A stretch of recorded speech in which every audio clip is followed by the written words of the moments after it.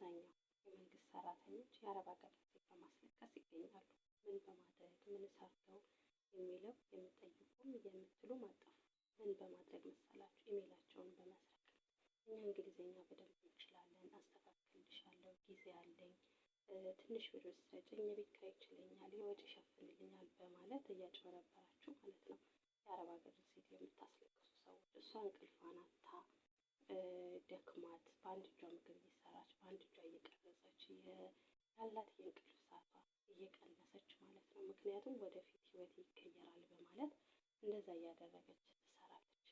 እናንተ ግን ወንበር ላይ እየተሽከረከራችሁ ጉልበታችሁ ሳይደክም እየዋላችሁ ማለት ነው የአረብ ሀገር ሴት ልጅ ብር የምትበሉ ወንዶች ማለት ነው። ብር ትወስዳላችሁ፣ 10,000 5,000 ትወስዳላችሁ። ሞኒ እናደርግልሻለን እንችላለን እያላችሁ ማለት ነው እየወሰዳችሁ ሞኒ ከሆነ በኋላ ኢሜሉን ወደ እናንተ የምታዙ ሌቦች ማለት ነው።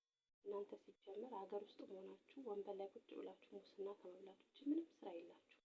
የእናንተ መማር ምንም አይደለም። ምክንያቱም ከአረብ ሀገር ሴት እንደዚህ አይነት ድርጊት መፈጸማችሁ በራሱ አብዛኛዎቹ ማለት ይቻላል። ምክንያቱም ብዙ ደግሞ አሉ ታማኞች እኛን የሚያበረታቱ ገብተው ስደተኛን የሚያበረታቱ ምንም ብር ሳይከፈላቸው ማለት ምንም ብር ሳይሰጣቸው በነፃ የሚያስተካክሉ አሉ፣ ታማኞች አሉ። ግን አንዳንዶች በውስጥ እየገቡ በፊት ቁጥር እየከፈቱ ስማቸውን እየቀየሩ ማንነታቸው ድርጊታቸው ሌላ ንግግራቸው ሌላ የሆኑ ሰዎች ማለት ነው። እረፉ። ምክንያቱም የአረብ ሀገር ሴት ጅል ሆና ሳይሆን ዩኒፎርም ለብሳ ስታዩት አብዛኞቻችሁ ጅል ትመስላችኋለች። ግን የአረብ ሀገር ሴት ጅል አይደለችም። እናንተ ዩኒቨርሲቲ ገብታችሁ ከተማራችሁ ሰዎች በላይ እውቀት አለ፣ ግን የጊዜ ችግር አላት። የብር ነፃነት ቢኖራትም የጊዜ ግን ችግር አለ። ተረጋግቶ ማስተካከል አትችልም። ምክንያቱም መጣራት አለ፣ ስራዎች አሉ።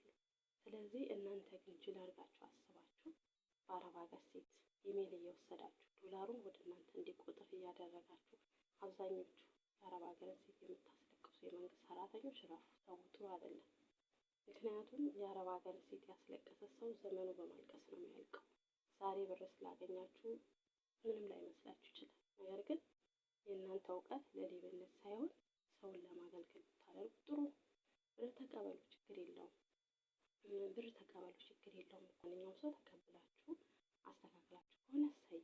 ግን ብር ተቀብላችሁ ሞኒ እንዲሆን እንረዳሻለን ብላችሁ በውስጥ እንደ ቤተሰብ አድርጋ አስባችሁ ሙሉ ኢሜል ሰጥታ ዶላሩ ግን ወደ እናንተ እንዲቆጥር ማድረግ ይሄ ግፍ ነው።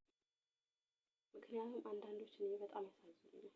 ላይቭ ገብተው ስንዞር እንቅልፍ እየደፋቸው እያንቀላፉ ነው ያንን የሚሰሩት።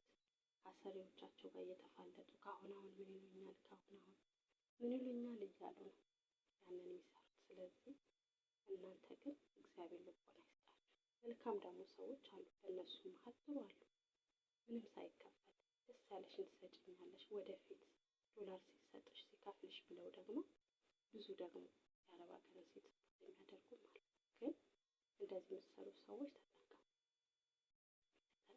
ያው እናንተ ለነገሩ ለሀገርም ሸክም ናችሁ። ሙስና በመምላት የታወቃችሁ ናቸው። ምክንያቱም ልምድ በሚዲያ አማካኝነት የሚሰርቁት። ስለዚህ እንደዛ ነው እላችኋለሁ። ሰውን አታስለቅሙ። ሰው የዘራውን ያጭዳል። ዛሬ ቆሞ ሲሄድ ሰው ነው።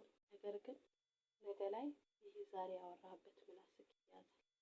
ምክንያቱም ወንዶች ስለሆነ የሚፈጽሙት፣ ሴቶች እንደዚህ አይነት ድርጊት አይፈጽሙም። ግን እንደዚህ ስላችሁ ሁሉንም የመንግስት ሰራተኞች ጨፍልቄ አይደለም።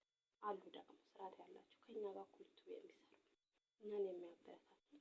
ግን በእንደዚህ አይነት ስራ የተሰማሩ ደግሞ ማንነታቸው እንዳይታወቅ በተለያየ ቁጥር የሚያወሩ ብዙ አሉ። ስለዚህ አብዛኛው አረብ ሀገር ሴት ላይ በማልቀስ ይገኛል።